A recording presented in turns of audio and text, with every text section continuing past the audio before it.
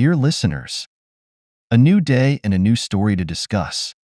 Today I'm going to tell you a story that interests me. Listen and write down what you think about this situation. I'm interested in your opinions. You know, there's something about freedom that hits different when you've been behind bars. The gate clicked shut behind me, a sound I'd gotten all too familiar with, but this time it signaled my release. I walked toward Rachel's car, the crunch of gravel under my shoes reminding me I was free to go wherever I wanted. Yet, what I wanted most was to settle a score, to put things right in a way the law never could. Rachel hugged me as soon as I got close, tight and desperate, like she could squeeze out the years we'd lost. "Is there anything you want to do first?" she asked, her voice low and concerned. All I could think about was how a cold beer would feel going down, washing away the grit of jail. "How about O'Malley's Pub?" she suggested. I nodded. It was as good a place as any to plot my next steps. As we drove, the world seemed sharper, more vivid than I remembered. Rachel chatted about small things, probably trying to ease me back to normalcy. But I couldn't shake off the heaviness of what awaited me, or the bitterness of betrayal that still clung to my thoughts. I'd been locked up because of Elizabeth, the woman I once vowed to spend my life with. To outsiders, our love story was perfect. But underneath, it was rotting, filled with lies and deception. I remember the day I proposed. She cried and said yes so sweetly. How could I have known those same eyes that looked at me with love would watch me get sentenced? A small smirk playing on her lips as my world crumbled. "I bet you can't wait to start fresh, huh?" Rachel's words pulled me back. I forced a smile. "Yeah, fresh," I mused, the irony bitter in my mouth. Start fresh? When every fiber of my being screamed for retribution. The pub was bustling, a sharp contrast to the silence of a cell. We found a booth in the corner, dimly lit and somewhat private. I ordered a beer, the froth cool under my nose, a small pleasure. "Here's to new beginnings," Rachel toasted, lifting her glass. I clinked hers lightly, the sound hollow. New beginnings, sure, if they included settling old scores. "You gonna see her?" Rachel's question was cautious, almost a whisper across the table. "Elizabeth?" I said, her name like ash in my mouth. "I have to, don't I? I need closure." But what I really needed was to look into her eyes as I turned her world upside down, just like she did to mine. Rachel bit her lip. "Just be careful. Don't let this consume you." She always was the voice of reason, but she didn't understand. This wasn't about being consumed by hatred. It was about justice, about making things right. Not for the law, not for anyone else, but for me. As we left the pub, the cool night air slapped my face, sobering. The path ahead was clear. Elizabeth had taken everything from me, my freedom, my peace, my trust. And now it was my turn. I'd play the long game, calculating every move with precision. She wouldn't see me coming. She'd feel it, just like I felt that cell door lock behind me. And when I was done, only then could I truly say I was free. Let's rewind the clock a bit, shall we? You see, everything was once perfect, or at least, that's how it seemed. Elizabeth and I? We were the golden couple. High school sweethearts turned lifelong partners, or that was the plan. Looking back now, I can see the cracks we glossed over, the little lies that started to pile up. It's funny how the mind works, hiding the painful truths until they explode in your face. I remember the day I asked her to marry me. It was during a picnic at the lake, the same place we first met as kids. The sun was setting, painting the sky in oranges and pinks, and I thought, this is it. This is happiness. Her yes was breathy, filled with tears of joy. But were they really? Maybe they were tears of something else, something like guilt, because, by then, she was already hiding things from me. Fast forward through college graduations, job promotions, the mundane bliss of domestic life, to the sharp sting of betrayal. "I need to tell you something," she had said one cold November evening, her voice trembling. I remember how the air felt charged, electric almost, as if the storm inside her was about to break loose. "I'm pregnant," she announced, and I froze. Joy, confusion, then suspicion. It all churned inside me. We had plans, you know? Wait until we're 30, get financially stable. But there she was, barely 26, and throwing our plans out the window. "Why now?" I asked, the words tight in my throat. It, it just happened. She stumbled over her explanation, her eyes darting away. "The medication I took for the flu messed with my birth control." Did I believe her? I wanted to. God, I wanted to. But then came the whispers, the late nights at the office, the subtle shifts in her behavior. Paranoia? Maybe. Until it wasn't. Until I came home early one day from a business trip and found her not alone. The living room, our place of shared laughter and love, transformed into the scene of my greatest humiliation. "Elizabeth, what the hell is this?" My voice was calm, too calm. She jumped, startled, her eyes wide with fear, or was it guilt? Beside her, he scrambled to cover up, a colleague of hers, someone I'd met at company parties, smiling and shaking my hand. "How's that for a plot twist?"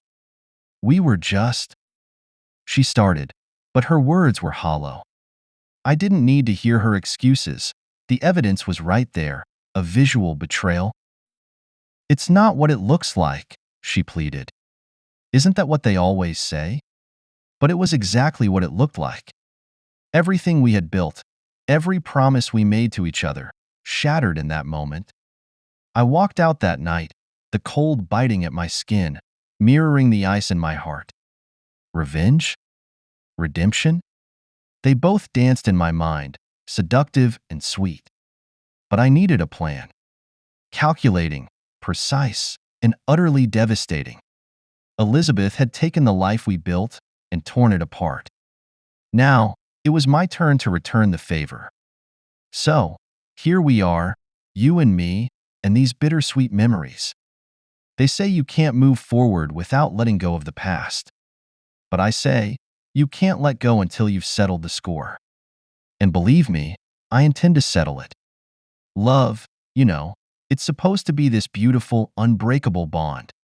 For Elizabeth and me, it started off as everything you dream about. But dreams can turn into nightmares, real quick.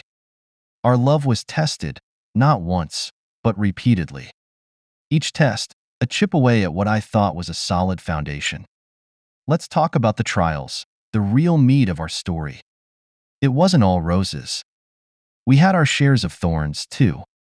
The first major test came when we were just kids in high school. Young love, so fragile, so naive. We broke up because Elizabeth wanted to see what else was out there. That stung. I remember sitting on the steps of my porch, wondering, what the hell does that even mean? But you know, we were young, and everyone said it was just a phase. 3 weeks later, she came back. "I made a mistake," she confessed, her eyes wet with tears. I took her back without a second thought. The second time was harder, during college. The stakes felt higher then. We were supposed to be mature, right? Supposed to have it all figured out. But no, there she was again, saying she needed space, needed new experiences. It tore me apart. But what could I do? I loved her. So, I waited, dated around aimlessly, trying to fill the void she left. We came back together like magnets, always drawn to each other despite everything. That should have been my clue, right? When someone shows you who they are, believe them. But love, it blinds you, makes you hope against hope. Now, fast forward to our married life. Smooth sailing, right?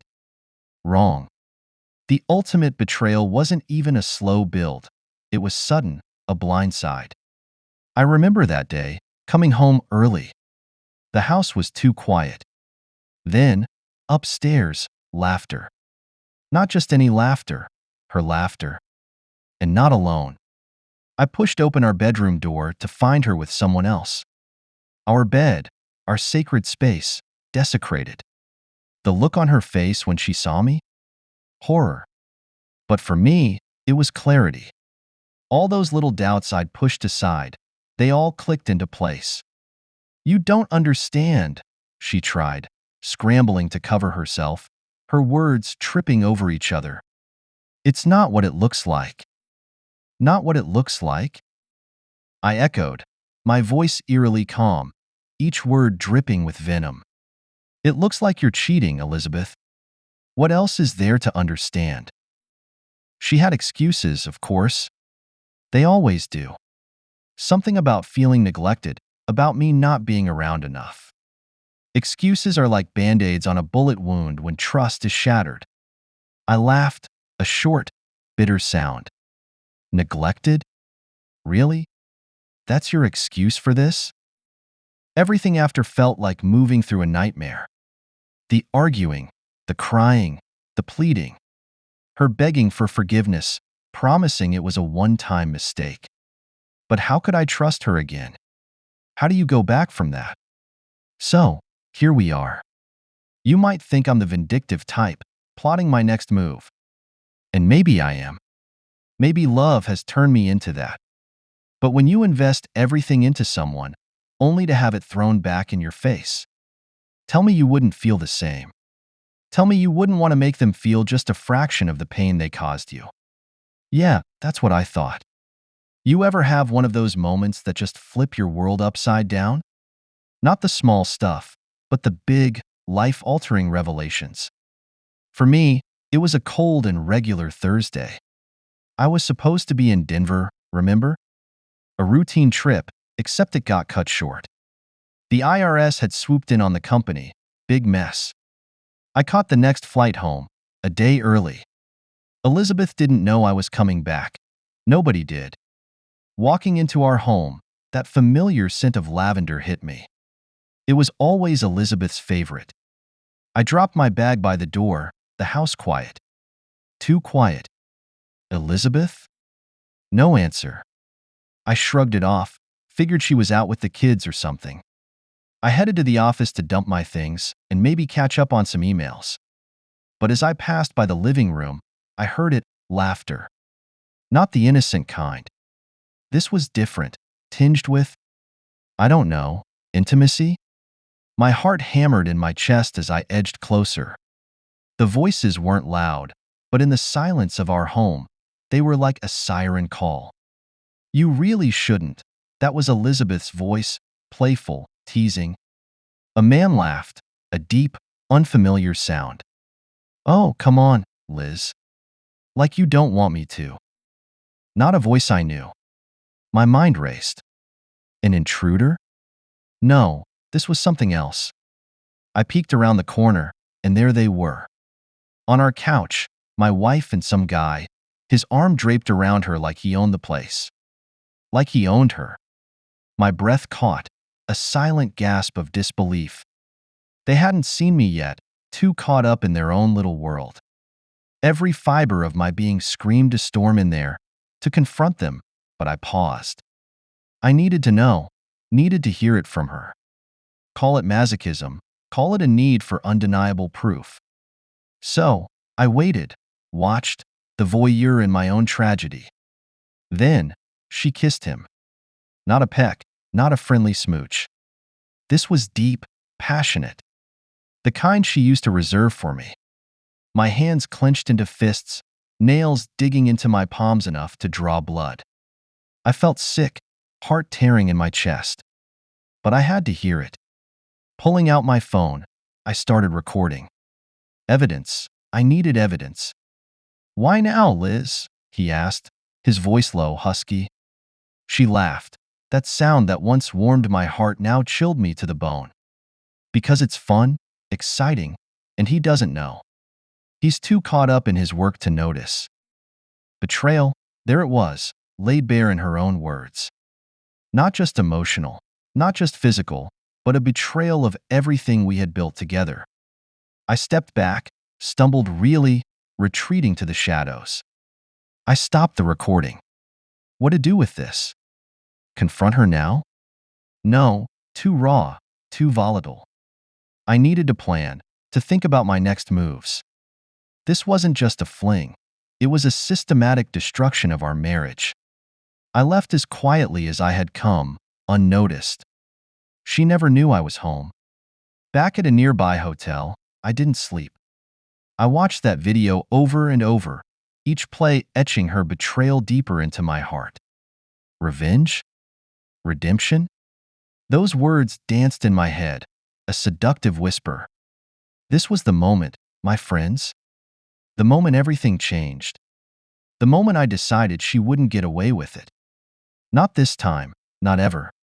Life, I've learned, doesn't just throw you curveballs. It hurls them at you with no mercy. After discovering Elizabeth's betrayal, I thought I'd seen it all. But the depth of her deceit was deeper than I could have ever imagined. Sitting in that sterile hotel room, replaying her infidelity over in my mind, a plan began to take root. Not just to confront her, but to expose her, to make her feel a fraction of the devastation she'd inflicted on me. Days passed, each one a calculated weight, a gathering of will and evidence. I needed more than just a video. I needed undeniable proof that could not be brushed aside. I hired a private investigator, someone discreet, someone who could dig without drawing attention. What he found was not just another affair, but multiple. Yes, multiple. Each revelation was a knife, each name another betrayal. Mr. Smith, your wife has been active, the investigator said over the phone, his voice uncomfortably neutral. His reports were thorough, detailing times, places, names of people I knew, people I had trusted. My world wasn't just rocked, it was obliterated. I confronted her, finally. It was a cold evening, the kind where your breath fogs in front of you, matching the chill in my bones. She was in the kitchen, humming, a sound now foreign and irritating. I slammed the investigator's reports on the counter. The sound was satisfying, loud, final. Care to explain this? My voice was steady, colder than the air around us. Elizabeth froze, her back to me. For a long moment, she said nothing. When she turned around, her face was a mask of calm I didn't recognize. What exactly do you want me to explain? Her nonchalance stung, her dismissal of the gravity of her actions infuriating. Everything, I said. Or did you forget about all these men you've been seeing? I spread out the photos, reports fanned across our kitchen counter like the world's worst card game. She looked at them, really looked, and then back at me. There was a flash of something, fear, maybe, or perhaps just the realization that her games were over. I don't owe you any explanations, she retorted, her voice rising. Not after how distant you've been. It's none of your business. None of my business? I laughed, harsh, mocking. You made it my business when you brought them into our life, into our bed. Her eyes narrowed. I did what I had to do. You were never around, always buried in work or away on trips. What did you expect? I expected my wife to stay faithful, to discuss her feelings with me, not sleep around. My voice boomed in the kitchen, echoing off the walls. She shrugged, a casual lift of her shoulders that fueled my anger. Well, maybe you expected too much. That was it, the breaking point. I realized then that there was no salvaging this, no going back to what we had.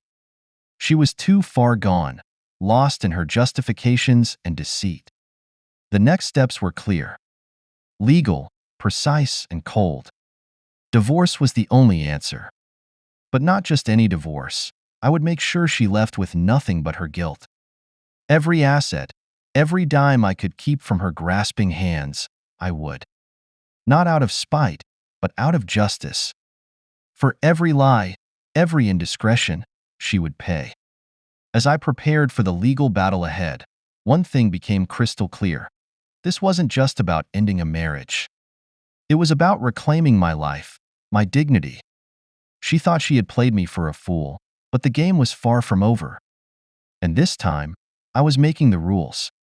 It's funny, in a dark way, how when you think you've hit the bottom, the floor gives out beneath you again. After the dust settled from my confrontation with Elizabeth, I thought I had seen the worst of it. I was ready to fight, to take back what was mine and leave her with nothing but the wreckage of her actions. But life, or fate, or whatever you want to call it, had one more twist in store for me. I remember the day clearly. The air was crisp, the kind of autumn chill that seeps into your bones, a stark contrast to the heat of the rage burning inside me.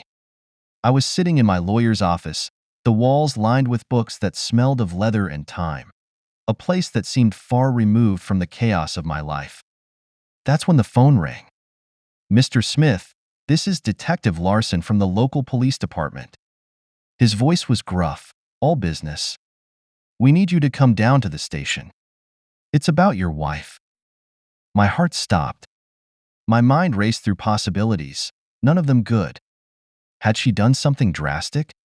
Was she trying to flee, to escape the consequences that were surely coming for her? None of my guesses were close. I met the detective in a stark, fluorescent-lit room that made everything seem harsher, colder. He slid a manila envelope across the table to me. "We thought you should see this first," he said, his eyes not quite meeting mine. Inside were photographs, more reports, evidence of a nature I hadn't anticipated. Bank statements, credit card receipts, but not for luxuries or secret getaways. No, these were for payments to a private investigator, one much more competent than mine, and for something far more sinister. "Your wife was investigating you, Mr. Smith," Detective Larson continued, watching me closely. "Seems she suspected you of various activities that could be deemed illegal. Insider trading among them." I laughed. It was absurd. A reflex. "You're joking."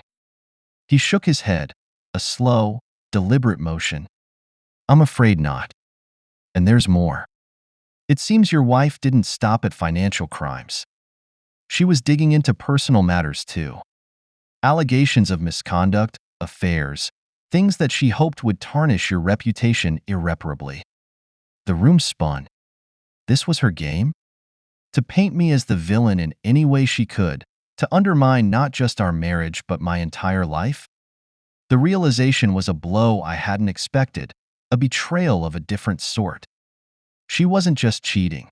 She was trying to destroy me completely. Why? I managed to choke out the word, my voice hoarse. Detective Larson shrugged. "People do crazy things in desperate situations. Seems she wanted leverage, something to hold over you." Leverage.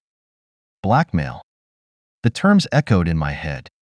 This wasn't just a divorce anymore. It was war, and she had been planning her battles far more meticulously than I had realized. I walked out of that police station with a new purpose. My earlier plans for a simple, clean break, even one where I came out on top, seemed naive now. No, this had to be strategic, devastating. Elizabeth wanted to play games? Fine. I'd show her how they were really played. Every conversation, every encounter with her now had new weight, new meaning. I watched her, listened to her, knowing what she was capable of. And as we moved through the proceedings, as we sat across from each other in mediation, in court, I was calculating, always calculating. The final court day arrived, and as I stood there, presenting my case, laying bare the extent of her deceit, not just to me but to everyone, I felt a grim satisfaction. The judge's gavel was a sweet sound, a confirmation that the truth had won, that her plots and schemes had unraveled. As I walked away from the courthouse, a free man legally and emotionally, the sky was a brilliant expanse of blue, unmarred by clouds. The air was still chilly, but I felt a warmth spreading through me. Maybe it was victory, maybe it was freedom, maybe it was the beginning of something new. But whatever it was, I was ready to face it, head on, with no more secrets, no more lies. Just me and the road ahead.